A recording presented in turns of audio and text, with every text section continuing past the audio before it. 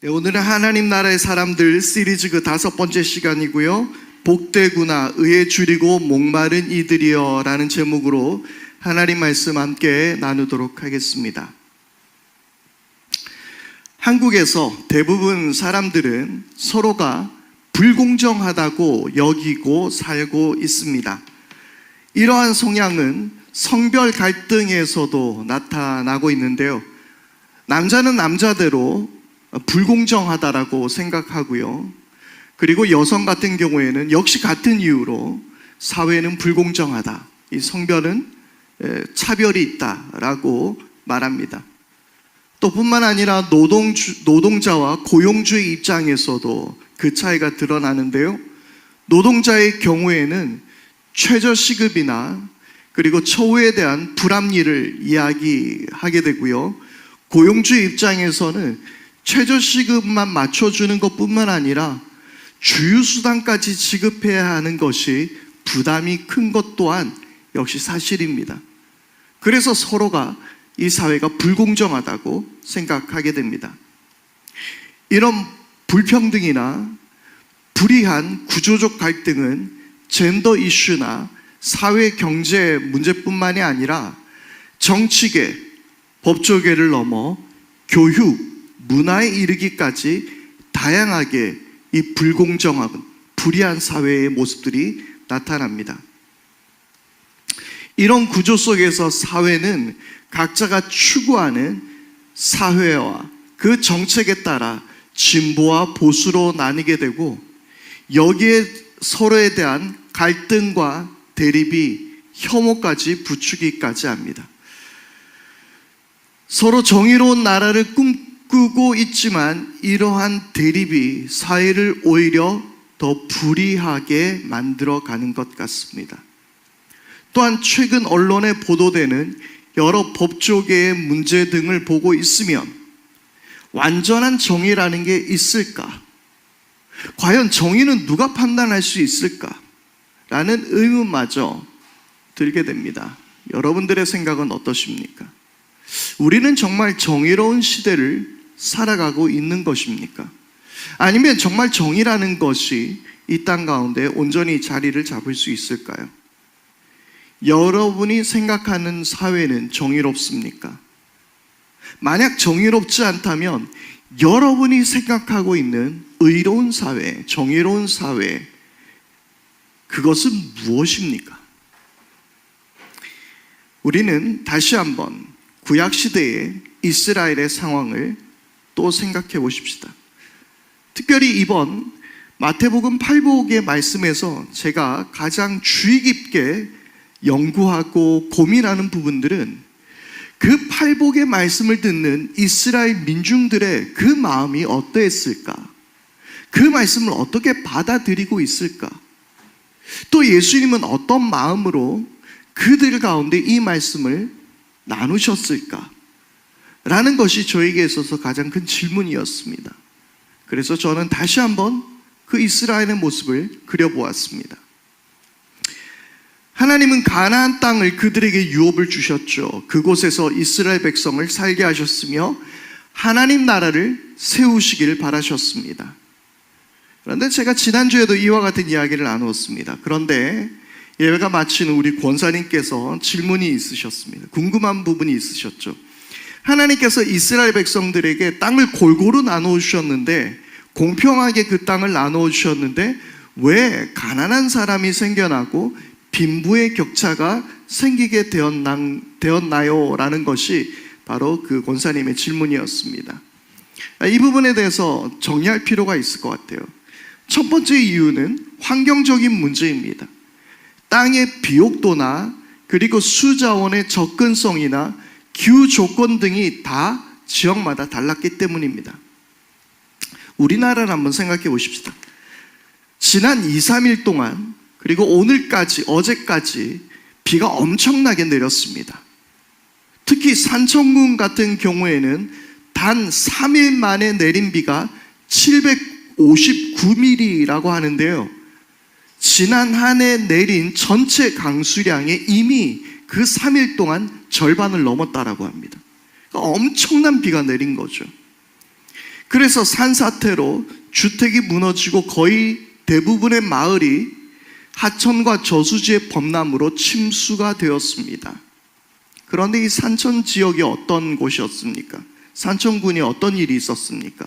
안타까운 것은 지난 3월에는 또 산불이 덮친 지역이기도 했던 것이죠. 그러니까 3월 달에는 산불로 큰 피해를 입었고 이번에는 폭우로 인해서 또 큰 피해를 입어야 했던 것입니다. 이런 피할 수 없는 자연재해 등이 바로 가난의 이유가 되기도 했던 것이죠. 두 번째는 건강과 생명에 관한 문제였습니다. 가족 중에 누군가가 목숨을 잃게 되거나 특히 그 집의 가장이 사망했을 경우에는 이 여인은 졸지의 가부가 되고 그리고 부모 전체를 잃은 아이들은 고아가 되는 것이죠. 그러니 경제활동이 어려워지게 되는 것입니다. 그러니 그것은 곧 가난으로 이어질 수밖에 없었던 것이죠. 세 번째 문제는요, 사회 문제입니다. 공정한 재판이 부유하거나 권력이 있는 사람들에게 유리한 판결로 이루어지게 되었고요. 또 왕정시대가 들어서면서 왕과 그의 친척들, 그리고 그 친척들과 그 권력에 가까이 하는 사람들일수록 더욱더 부를 늘릴 수 있었습니다. 그리고 백성들의 세금을 거두는 과정에서 부를 더욱더 축적하는 일들이 생겨나기 시작한 것이죠. 이래서 빈부의 격차는 더 커져만 갔던 것입니다. 세 번째는 차치하더라도 자연재해나 그리고 그런 생명과 건강에 관한 문제, 하나님은 그들에게 땅을 나눠주시면서 공평하게 땅을 나눠주시면서 이런 문제에 대해서 생각하지 않으셨던 것일까요? 하나님이 놓치신 부분이 있으셨던 것일까요? 그렇지 않습니다. 하나님은 바로 이러한 사회에 대비해서 여러 제도를 만들어 율법으로 제정해 두셨죠. 안식년과 희년의 규례는 땅의 휴식과 부채 탕감을 통해서 상습적 빈곤의 고리를 끊으려는 제도였습니다. 곡식 추수 때 밭 가장자리 이삭을 남겨두라는 이삭 주기법이 있고요. 매 3년마다 저축하여 가난한 이웃과 나누는 11조법이 있었고요. 이 법들은 사회적 안전망 역할을 해갔습니다. 이러한 법들을 통해서 하나님은 그 공동체에 영구적인 빈곤 계층이 생기지 않도록 사회적 시스템을 마련해 두신 것입니다. 실제로 신명기 15장 4절에서는 너희 중에 가난한 자가 없으리라 라고 약속하였습니다. 이는 이스라엘 백성이 하나님의 정의로운 법을 온전히 지킬 경우 모두가 필요가 채워져서 빈곤이 사라질 것을 뜻하셨던 것이죠. 신명기 15장 4절의 말씀입니다. 당신들 가운데 가난한 사람이 없게 하십시오. 그러면 주 당신들의 하나님이 당신들에게 유산으로 주어 차지하게 하시는 땅에서 당신들이 참으로 복을 받을 것입니다. 아멘. 이것이 하나님께서 마련해 두신 사회적인 시스템이었습니다. 하지만 이것은 단지 정부의 개입, 나라의 개입만이 답이 아니라 자발적인 실천과 그리고 섬김이 필요한 그 균형이 잘 이루어진 사회의 모습이었습니다. 민주당이 맞냐? 국민의힘이 맞느냐? 진보가 맞느냐? 보수가 맞느냐에 관한 이야기가 아닌 정부의 개입과 자발적인 참여와 섬김이 모두 함께 필요한 것이 바로 이스라엘 사회에 하나님께서 마련해 두신 그 규례였다라는 사실입니다. 여러분, 바로 이것이 성경이 말하는 정의입니다. 또한 하나님이 사회적 약 각자를 위한 이러한 정의를 실천하는 것이 바로 하나님을 바로 아는 것이며 그것이 참된 경건이라고 말씀해 주셨습니다. 예레미야 22장 16절 말씀입니다. 그는 가난한 자와 궁핍한 자를 변호하고 형통하였나니 이것이 나를 알미 아니냐. 여호와의 말씀이니라. 아멘. 개역개정 성경의 말씀인데요, 가난한 자와 궁핍한 자를 변호하고 형통했다라고 이야기하고 있고, 바로 이것이 나를 아는 것이 아니겠느냐라고 하나님은 말씀하셨던 것이죠. 야고보서 1장 27절입니다.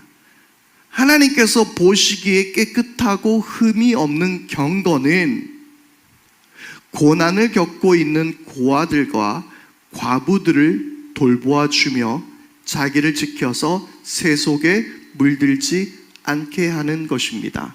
아멘. 하나님이 보시는 경건이 뭐라고요? 몇 시간 동안 기도하고 하루에 성경을 몇 장을 읽고 교회 예배에 어떻게 참여하고 성경 공부를 얼마나 많이 하고, 그것을 말씀하신 것이 아니라 고난을 겪고 있는 고아들과 과부들을 돌보아 주는 것, 그것이 참된 경건이라고 성경은 말하고 있습니다. 바로 이것이 성경이 말하는 정의입니다. 그런데 이스라엘 백성들은 이러한 정의를 무시하고 그들은 바로 세우지 못했습니다. 지난주에도 우리가 함께 이야기했던 것처럼 희년은 아마도 한 번도 제대로 시행된 적이 없었던 것으로 보아집니다. 그래서 시간이 가면 갈수록 빈부의 격차는 더 커져가게 된 것입니다. 가난은 되물림되고 있었던 것이죠.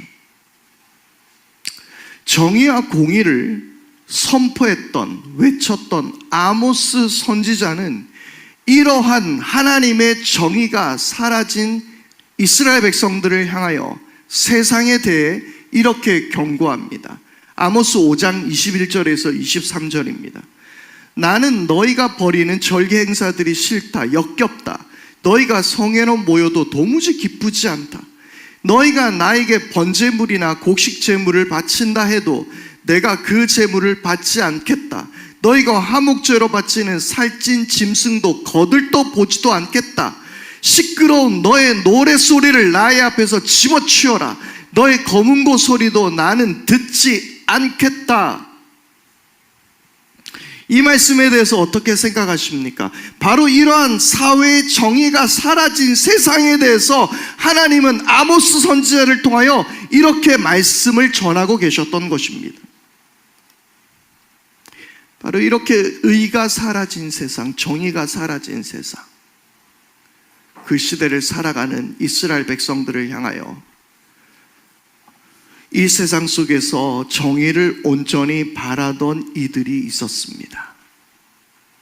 그것이 바로 오늘 우리가 읽었던 마태복음 5장 6절입니다.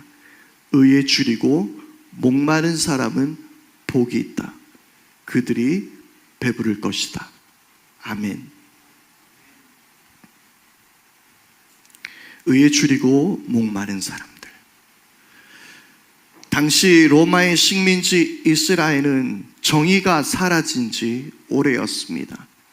당연히 이스라엘 백성들 그들 스스로가 하나님의 정의를 온전히 실현하지 못했죠. 그래서 하나님의 심판 아래에 있었습니다.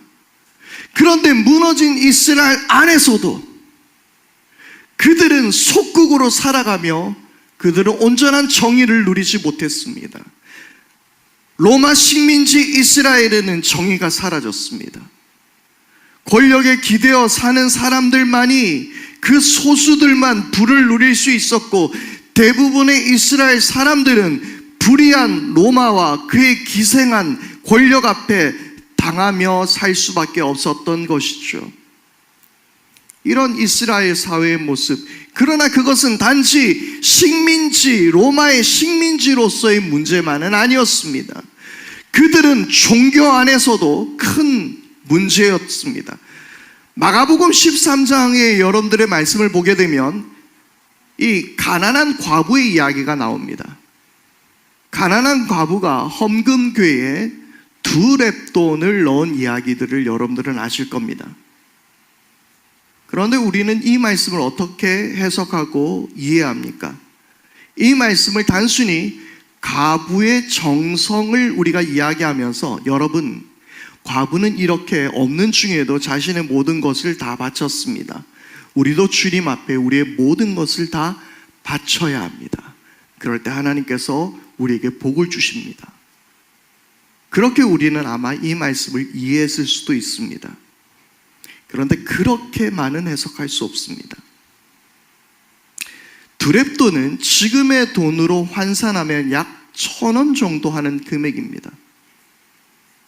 이것이 큰 금액일 수도 있고 적은 금액일 수도 있습니다. 그런데 예수님은 이 과부가 가지고 있는 이 1,000원이 생활비의 전부를 털어넣었다라고 말씀하셨습니다. 그 과부는 자기가 가진 전 재산 1,000원을 교회에 헌금한 것입니다. 그런데 그 다음 이어지는 성경의 말씀을 살펴봐야 합니다. 마가복음 13장 1절에서 2절입니다. 예수께서 성전을 떠나가실 때에 제자들 가운데서 한 사람이 예수께 말하였다. 선생님 보십시오. 얼마나 굉장한 돌입니까? 얼마나 굉장한 건물들입니까? 예수께서 그에게 말씀하셨다. 너는 이 큰 건물들을 보고 있느냐? 여기에 돌 하나도 돌 위에 남지 않고 다 무너질 것이다.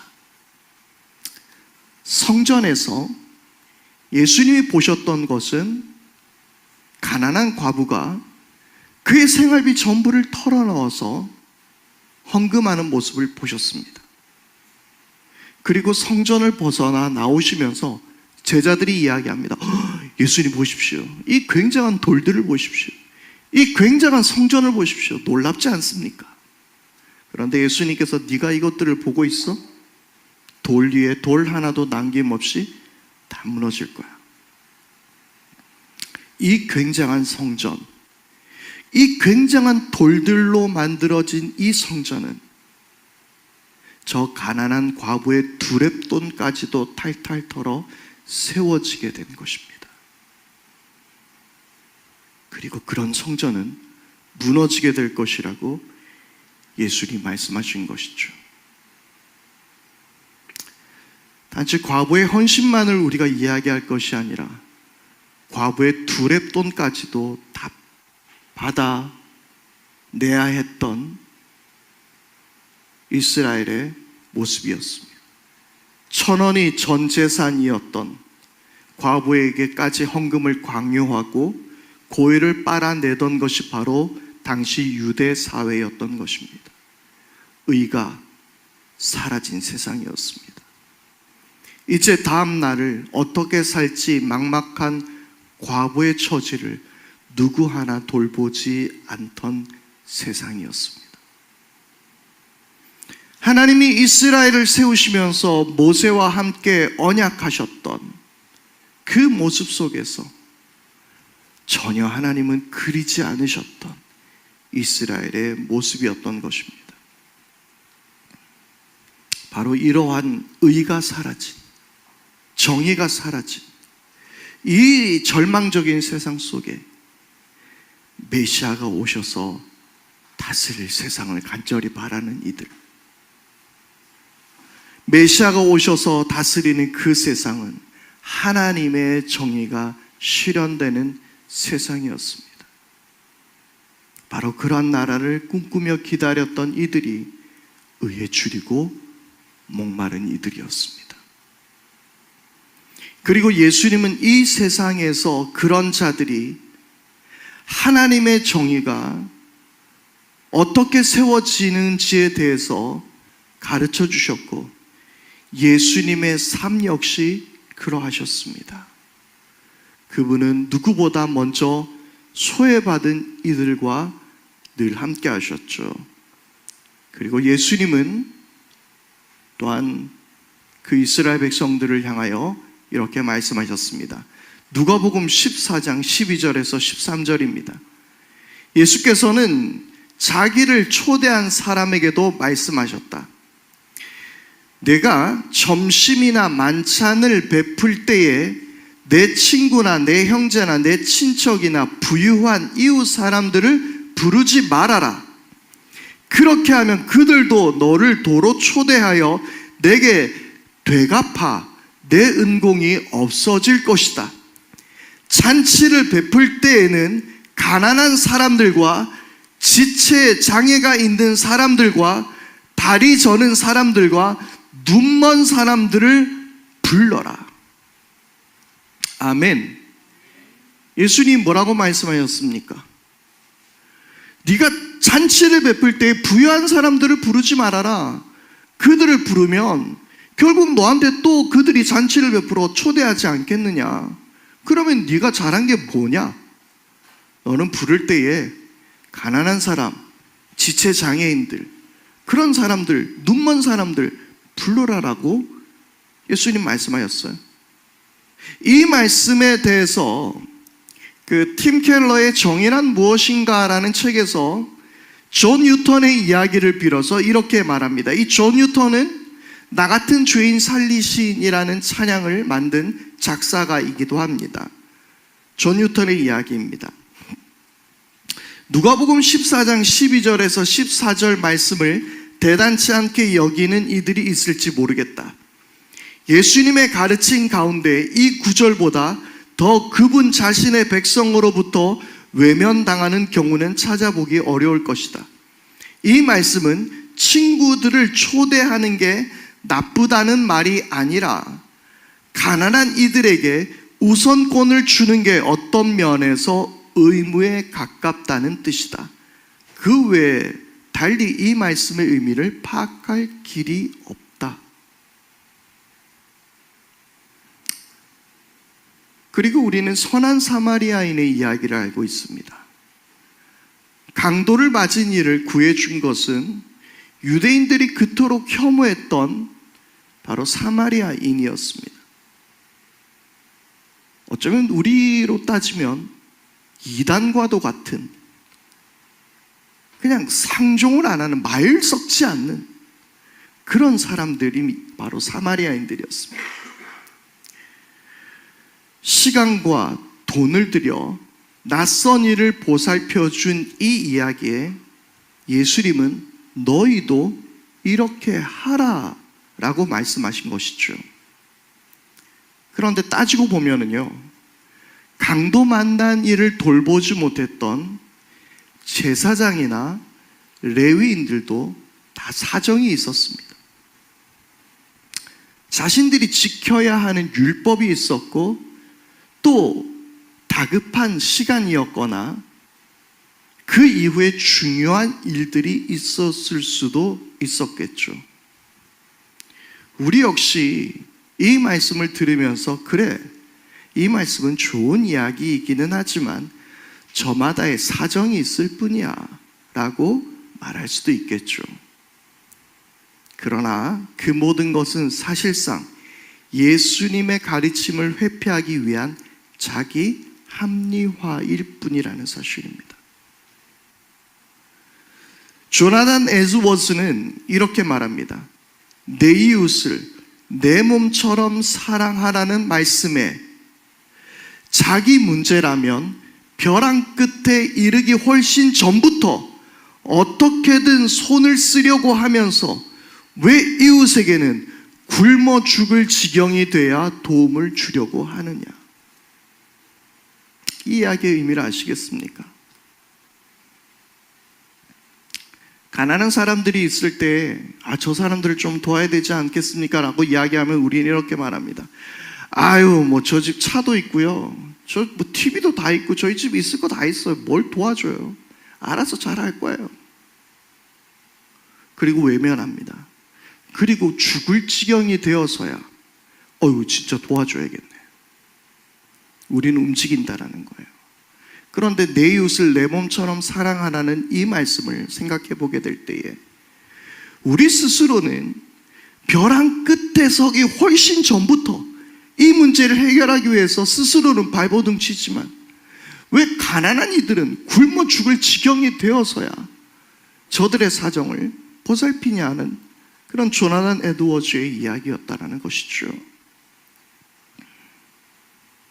여러분, 바로 이러한 문제를 해결해 나가는 것이, 이러한 말씀들을 실천해 나가는 것이 바로 의에 줄이고 목마름으로 살아가는 우리들의 모습이라는 것입니다. 바로 그러한 삶을 살아갔던 이스라엘 초대교회 성도들은, 예수 그리스도의 삶을 따라가는 초대교회의 모습은 신명기 15장 4절의 말씀과 일치되고 있었습니다. 사도행전 4장 34절은 지난번에도 말씀드렸던 대로 그들 가운데 가난한 사람이 한 사람도 없었다라고 기록하고 있고요. 제가 조금 앞서 읽어드렸던 신명기 15장 4절에는 당신들 가운데 가난한 사람이 없게 하십시오 라고 말씀하셨습니다. 바로 그 초대교회 가운데 하나님 나라가 세워지고 있었던 것이죠. 하나님 나라는 하나님의 정의와 공의가 온전히 흐르는 곳이었습니다. 특히 마태복음에서 말하는 이 의는 하나님의 뜻이 이루어지는 것을 말하고 있습니다. 그게 의라는 거예요. 바로 하나님께서 원하시는 하나님 나라 백성의 삶이 회복되는 것이 하나님의 의에 대한 갈망이라는 것입니다. 그런데 하나님의 의는요, 이 의는 우리가 소유하는 것이 아닙니다. 오늘 말씀에 뭐라고 되어 있습니까? 의에 줄이고 목말라 하라라고 되어 있습니다. 의에 줄이고 목마르는 것이 아니라 우리는 의를 소유하려고 합니다. 그러니 어떻게 합니까? 이 의를 소유하게 될 때에, 그래, 나는 이만하면 됐어, 이 정도면 나 같은 크리스찬은 없을 거야, 나 정도면 충분해, 이렇게 내가 의를 행하면 괜찮아. 이것이 얼마나 위험한 생각입니까? 어느새 기독교는 혐오 종교가 되어버렸습니다. 제가 아주 애청하는 프로그램이에요. 이 나는 솔로 하는 프로그램을 굉장히 애청하고 있는데, 가끔 보면은요, 결혼 대상 깊이 1위가 나와요. 저는 이런 사람은 꼭 안 만나고 싶어요 라는 것이 한 번씩 등장합니다. 그 중에서 가장 많이 나왔던 게 바로 기독교인이었습니다. 일단 교회 다니는 사람하고는 만나고 싶지 않다라는 이야기. 그런 혐오의 대상이 되어버린 게, 우리는 어쩌면 나는 이 정도면 충분해 라는 그런 생각들, 이만하면 됐어, 나 정도면 의인이라는 생각들, 내가 의를 이루고 있다는 착각 때문에 기독교는 그런 사회의 혐오적인 대상이 되어버리지 않았나라는 생각을 해보게 됩니다. 의에 줄이고 목마름의 단계가 아닌 완성되고 채워졌다고 생각하니 교만하게 되죠. 그리고 사람들을 정죄하게 됩니다. 조금만 길을 벗어나면, 조금만 나와 다르면 배척해버립니다. 나와 같지 않으면 정죄의 대상이 된 것입니다. 예수님 당시 바리새인과 종교 권력자들은 의에 줄이고 목마른 상태가 아닌 그들 스스로가 완성의 단계라고 착각하며 살았던 것이죠. 사랑하는 여러분, 우리는 의를 소망하고 의를 추구해야 합니다. 의에 줄이고 목말라해야 합니다. 우리는 그러기 위해서는 계속해서 하나님만을 갈망하고 바라봐야 하는 줄 믿습니다. 여러분, 우물가의 여인이라는 찬양을 잘 아시죠? 우물가의 여인처럼 난 구했네, 헛되고 헛된 것들을. 우리가 이 찬양을 알고 있는데요, 중간에 가사에 보면 하늘 양식 내게 채워주소서, 넘치도록 채워주소서, 이렇게 노래하는데, 이 하늘 양식 채워주소서의 원곡의 가사는 이렇습니다. Bread of heaven, feed me till I want to know more. 무슨 말이냐면 하늘의 양식이신 주님, 제가 더 이상 원하지 않을 때까지 먹여주십시오. 이게 원곡의 가사예요. 그런데 우린 이 부분을 빼놓았죠. 제가 더 이상 원하지 않을 때까지 나를 채워주시고 먹여주십시오. 우리가 언제 원하지 않겠습니까? 끊임없이 나는 주님을 갈망합니다. 나는 끊임없이 주님 앞에 의에 줄이고 목말라 있습니다. 바로 그렇게 고백하는 거예요. 마이클 하셀이라는 목사님의 책에서 소유가 아닌 갈망이라는 부분에서 그분은 이렇게 말합니다. 4세기 가파도기아 니사의 그레고리 수도사는 하나님의 임재와 하나님의 완전한 아름다움을 희미하게나마 엿보는 방법을 기록했습니다. 그는 모세의 친밀함을 이렇게 기록합니다. 모세의 열망은 그것이 아직 채워지지 않았다는 사실 자체에 의해 채워집니다. 이것이 하나님을 본다는 것의 진정한 의미입니다. 결코 이 열망을 충족시키지 마십시오. 이 말의 의미를 아시겠습니까? 하나님을 향한 열망을 충족시키지 말라는 거예요. 이 정도면 됐어.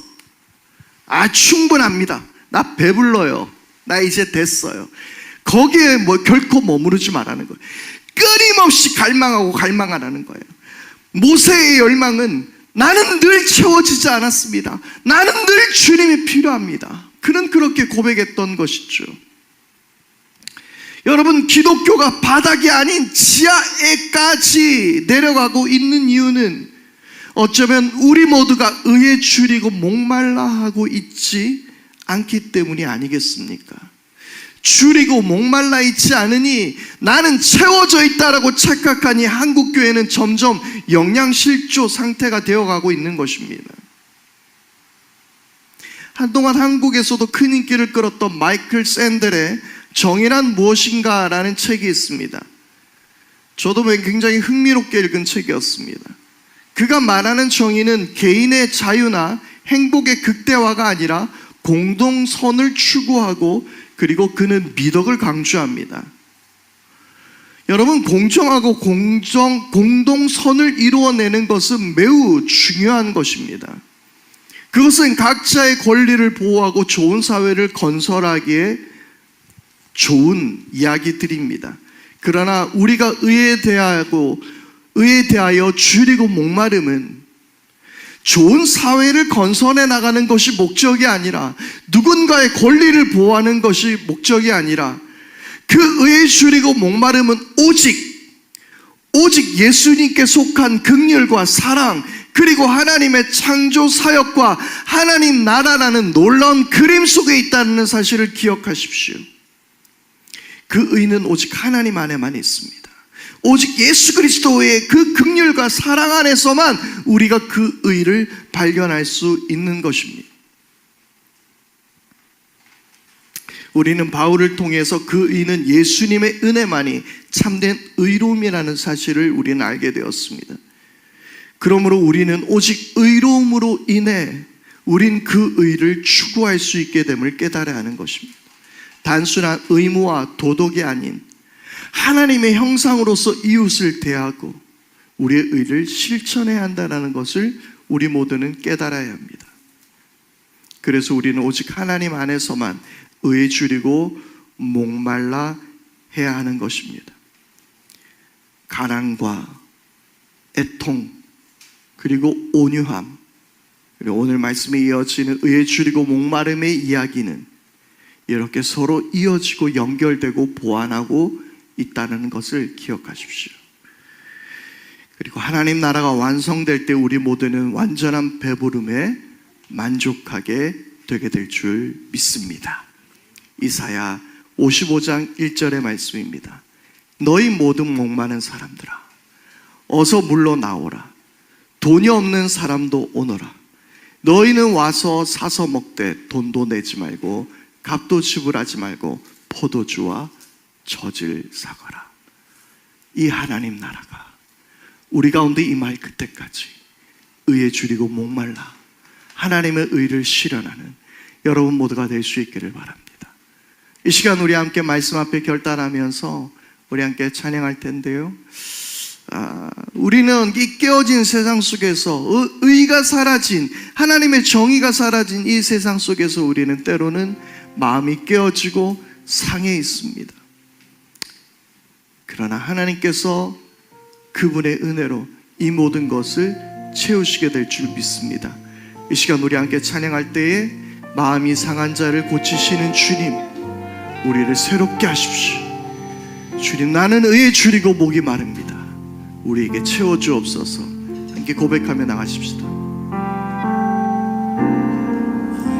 이 상한 자를 고치시는 주님, 하늘의 아버지 날 주관하소서.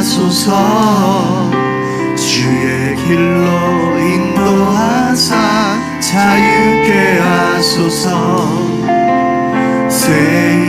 주의 뜻이 이루어지는 것이 부흥입니다. 의에 줄이고 목이 마르니 성령의 길을 부소서. 의에 줄이고 목이 마르니 내 잔을 채워. 우리 다시 한번 마음이 상한 자를, 마음이 상한 자를 고치시는 주님, 하늘의 아버지, 하늘의 아버지 날 주관하소서. 주의 길로 인도하사 자유케 하소서. 새 일을 행하사 분케 하소서. 의에 줄이고 목이 마르니 성령의 길을 부소서. 의에 줄이고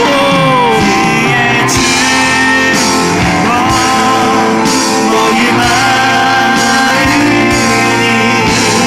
내 잔을 채워주소서. 의에 줄이고 의에 줄이고 목이 마르니 성령의 길을 부소서. 의에 줄이고 목이 마르니 내 잔을 채워주소서.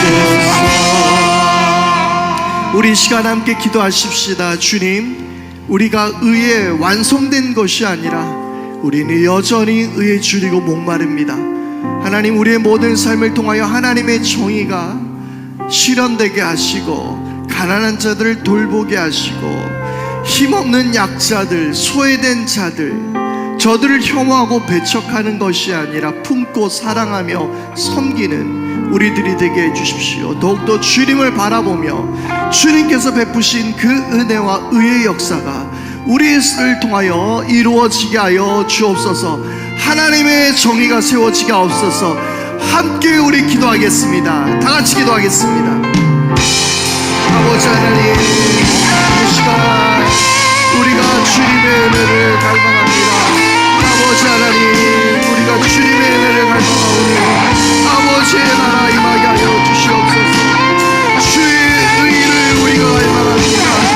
아버지 하나님, 우리가 의인으로, 아버지 하나님, 우리가 완성된 것이 아니라, 아버지 그렇게 착각하며 사는 것이 아니라 의에 줄이고 목말라하게 하시고 늘 하나님을 갈망하게 하시고 아버지 하나님께서 우리에게 보이신 그 놀라운 정의와 공의의 삶을 우리의 삶을 통하여 나타나게 하시고 아버지 하나님께서 뜻하신 바를 우리를 통하여 이루어 주시옵소서. 나의 일속을 채우고 살려고 애쓰지 말게 하시고 아버지 나누며 실천하며 하나님의 정의를 이루는 하나님 아버지, 우리는 의에 줄이고 목마릅니다. 아버지, 끊임없이 우리는 하나님을 갈망하오니 의에 대하여 완성된 자로 착각하지 말게 하여 주시고, 하나님의 은혜를 기억하며 오늘도 우리의 삶 가운데 하나님의 정의가 세워지기를 바라며 늘 겸손함으로 주님을 온전히 갈망하는, 의에 줄이고 목말라 하는 우리 모두가 되게 하여 주옵소서. 우리 말씀 앞에 결단하며 사도들의 신앙의 고백을 따라 우리도 사도신경으로 신앙을 고백하오니, 나는 전능하신 아버지 하나님 천지의 창조주를 믿습니다. 나는 그의 유일하신 아들 우리 주 예수 그리스도를 믿습니다. 그는 성령으로 잉태되어 동정녀 마리아에게서 나시고 본디오 빌라도에게 고난을 받아 십자가에 못 박혀 죽으시고 장사한 지 사흘 만에 죽은 자 가운데서 다시 살아나셨으며 하늘에 오르시어 전능하신 아버지 하나님 우편에 앉아 계시다가 거기로부터 살아있는 자와 죽은 자를 심판하러 오십니다. 나는 성령을 믿으며 거룩한 공교회와 성도의 교제와 죄를 용서받는 것과 몸의 부활과 영생을 믿습니다. 아멘.